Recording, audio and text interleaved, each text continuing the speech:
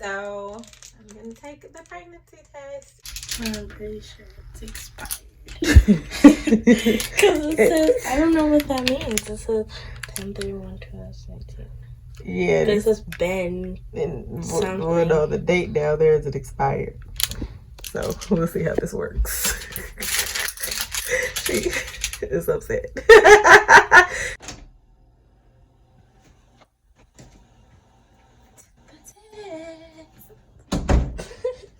And guess what? What's it say? Oh, you're pregnant. I'm pregnant! Duh. Yeah. I beat on this and it immediately turned, it immediately crossed. It just crossed. So, but I mean, it should have.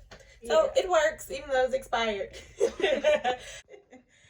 Hey everybody. Okay, I just took a pregnancy test at almost 31 weeks pregnant. I'll be 31 weeks pregnant tomorrow. Obviously that's not the first test I took.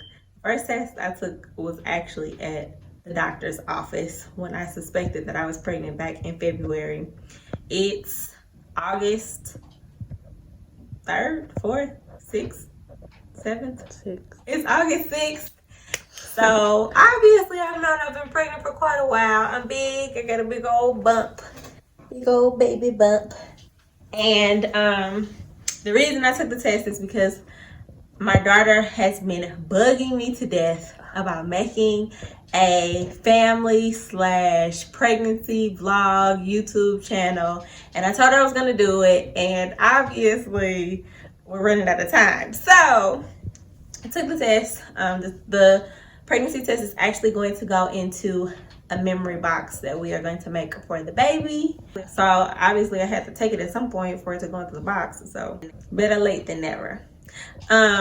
This is my third pregnancy. I have a 13-year-old child. I have 2 angel babies from a second pregnancy 2 years ago. And now we're welcoming a baby girl.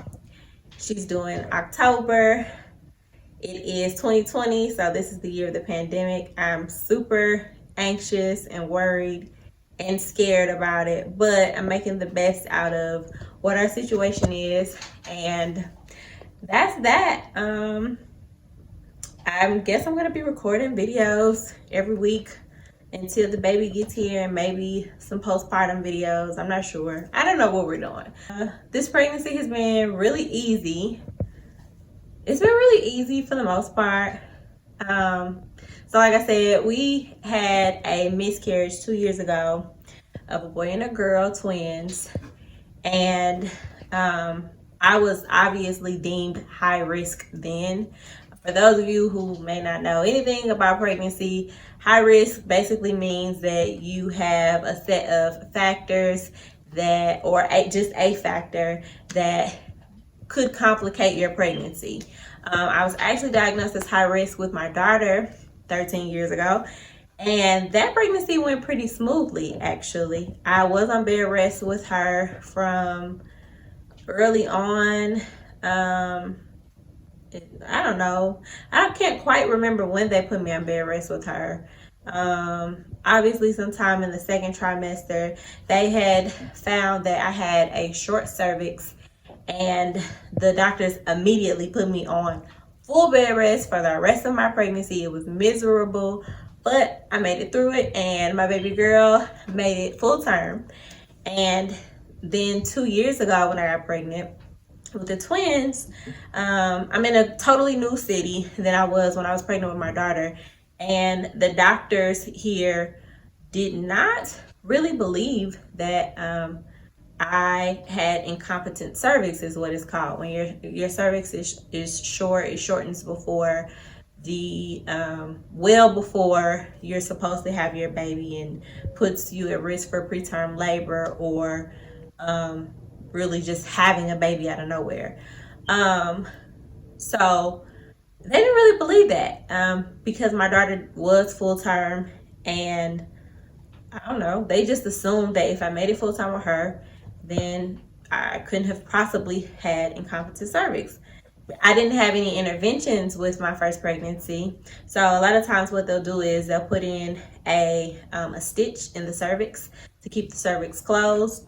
and they didn't do that with my oldest daughter. So they figured if I made it to full term without the stitch, then the previous doctors must have been wrong.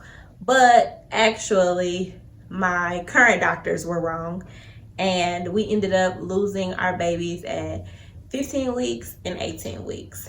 It was a really traumatic, tragic time for our family, and it really has taken me a long time to get through it. I can't say get over it because it's something that you never really get over, but it's definitely it's been quite a journey to heal and just try to have a normal, happy life afterwards. Obviously, I was already a mother, so we were really looking forward to having the 2 new babies, and I already had that maternal sense. So, you know, it was really hard. It was tough. I think losing a baby, whether you've already had a child or not, is tough. And it was really tough to lose 2 over the course of 3 weeks 2 years ago. But at the beginning of this year, in February, we found out we were pregnant again with baby girl, who is our rainbow baby. And for those of you who don't know what a rainbow baby is, it's technically the baby after the storm. It's just a term of endearment that you give the next baby after you've experienced a loss due to miscarriage or stillbirth. And yeah, so we're even more excited maybe because we've been through the storm, and it's just kind of I don't know, we just kind of feel grateful to be able to go through this journey again and bring forth new life. But yeah, this pregnancy has been pretty easy for the most part. I actually did end up getting that preventative stitch that I talked about. I actually got a permanent stitch. It's called the Transabdominal Cercglage.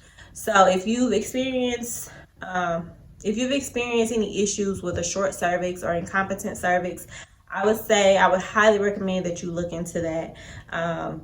We skipped right over the first type of preventative stitch that the doctors normally recommend. It's called a TVC. I think it's called a Transvaginal Cercglage, and it's a lower stitch. It's not as intrusive. I actually had to go through a surgery to get this permanent cerclage placed in my abdomen at the very top of my cervix, and that went well. That was uneventful, and then we just waited, and now we have a baby on the way. I do a couple of things to kind of, I don't know, I do a couple of other things that are preventative. So I have a high-risk doctor on top of my regular OB that I see. We were doing cervical checks like every 2 weeks. I was alternating between going to my regular OB and my high-risk doctor every week for the first like 20 weeks, maybe even longer. And then they decided that it was okay to stop seeing them as much. And so they gave me a break and put me on 4-week intervals to see them. So I saw my regular OB this week, or was it last week? Was it last week? Nobody knows. Anyway, I saw my regular OB last week, just a regular checkup. And then tomorrow I go in for my ultrasound, for another ultrasound with my high-risk doctor. And you know, outside of those cervix checks that they do there and just monitoring the baby and the ultrasounds, I get a weekly progesterone shot, Makena Injections, in my butt every week since like 16 weeks. And I cannot wait for those shots to be over. I'll talk about those a little bit more in another video, but yeah, that's pretty much it as far as the preventative stuff. I mean, the most preventative measure was already taken years ago when I went and got the transabdominal cerclage placed. So there really isn't a whole lot for me to do. I'll talk a little bit more too about the other complications that I had in my previous pregnancy with the twins, because I did have some other things going on that possibly contributed to our loss, but nobody knows for sure. So But you know, they're things that a lot of women deal with or have dealt with, and I guess I can talk about how I dealt with them, and I don't know where we are now. But those aren't issues in this pregnancy, so I'm thankful, and that's really it. I don't think there's anything else I want to talk about in this video. This is just the intro video. Hopefully we have some more exciting stuff to talk about as time goes on. And I can show you some of the other things that we've done, or another thing that we've done, or some other things that we're doing to get ready for the baby. Well, I'm Anita. Thank you for watching my video. I don't know what the outro is supposed to be. Something about please subscribe to my channel and hit the notification bell so you get a notification every time I post a new video. And what else? That's it. Oh, that's it. I nailed it, y'all. All right, I'll talk to y'all later. Bye.